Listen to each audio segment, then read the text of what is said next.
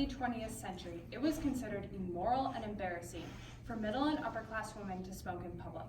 Noticing this large untouched market, George Washington Hill, president of the American Tobacco Company, hired Public Relations Counsel Edward Bernays. He was tasked with making Lucky Strike cigarettes popular and attractive to American women.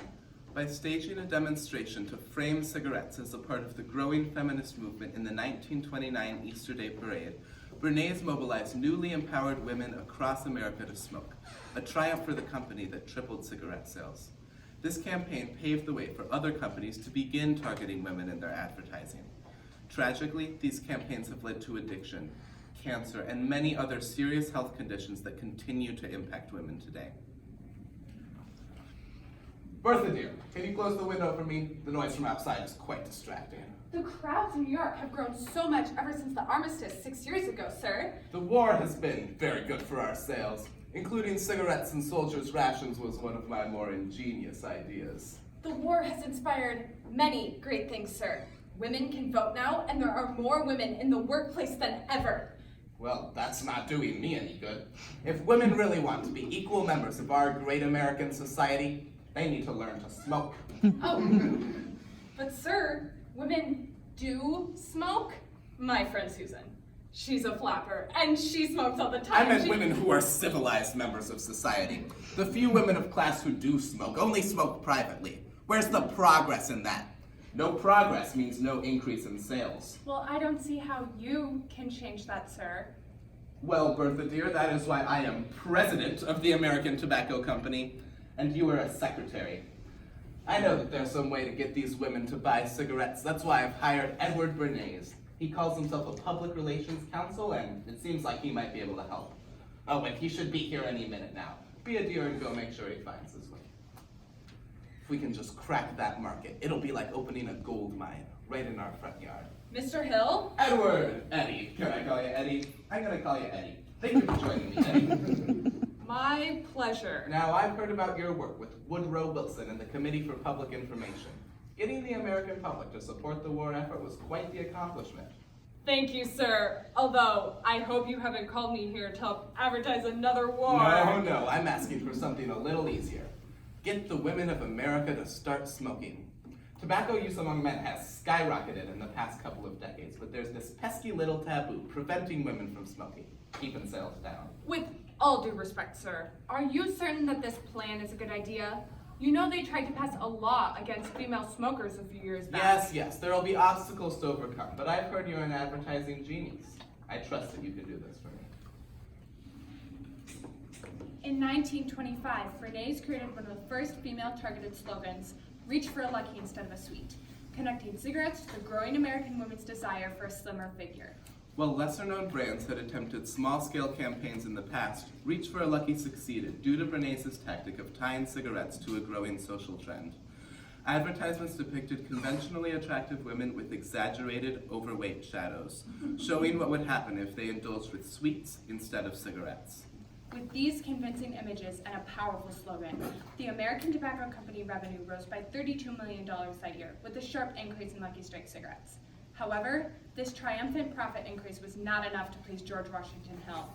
How can we get women to smoke on the street? They're smoking indoors, but damn it, if they spend half the time outdoors and we can get them to smoke outdoors, we'll damn near double our female market. Do something. Act. Seeking advice, Bernays consulted with psychoanalyst A.A. Brill. As you know, Edward, ever since suffragettes won the right to vote, women have been clamoring for further liberation.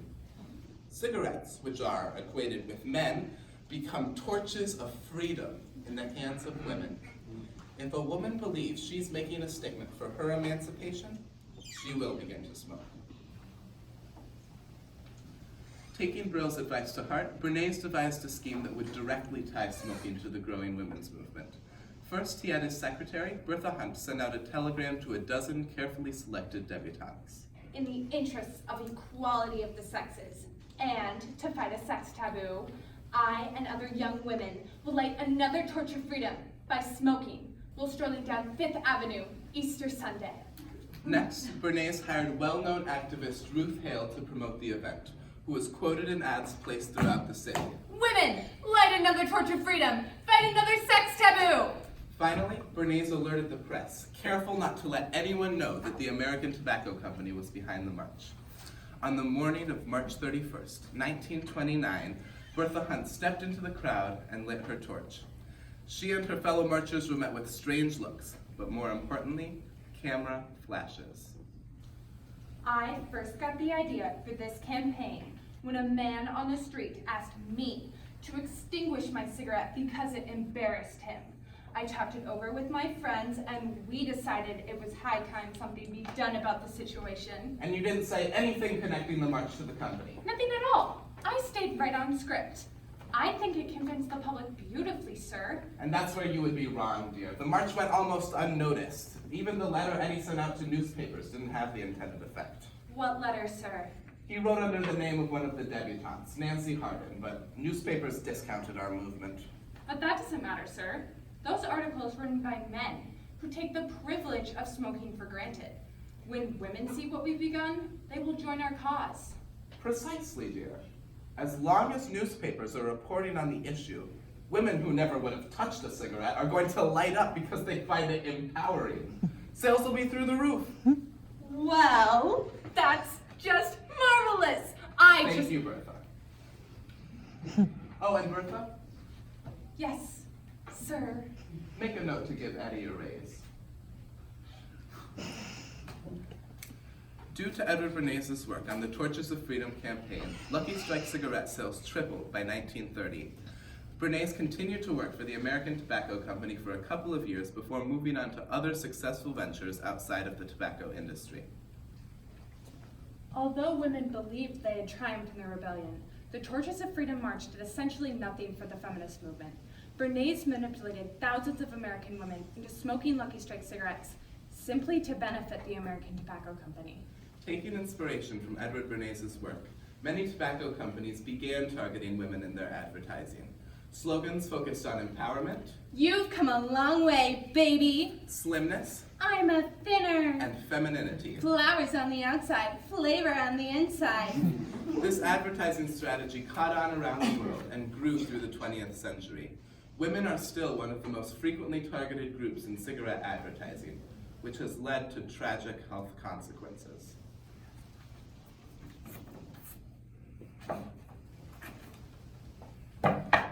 You may get cancer or heart disease, but the one thing I doubt you'll ever get from tobacco companies is the truth.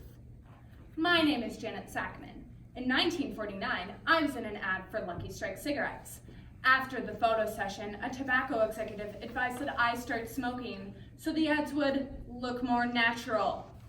34 years later, I developed throat cancer, lung cancer, and had my larynx removed. Tobacco companies had convinced me that smoking was empowering, but in reality, they were just manipulating me solely for a profit. This greedy action taken by so many companies has left tragic health effects on women across America. 1.5 million women die from tobacco use each year. Smoking during pregnancy can cause birth A defects. study conducted by University of Minnesota researchers found that it is harder for women to quit than men. Cigarette use reduces a woman's life expectancy by 10 years. Today, lung cancer is the leading cause of cancer death in women. And so many other smoking-related diseases kill hundreds of women daily. Edward Bernays' work for the American Tobacco Company manipulated thousands of women into smoking and revolutionized cigarette advertising in a way that impacts us to this day. By capitalizing on the growing feminist movement, the Torches of Freedom March and subsequent advertising campaign proved to be a triumph for the company, but the success of its campaign left fatal effects on women's health. Thank you.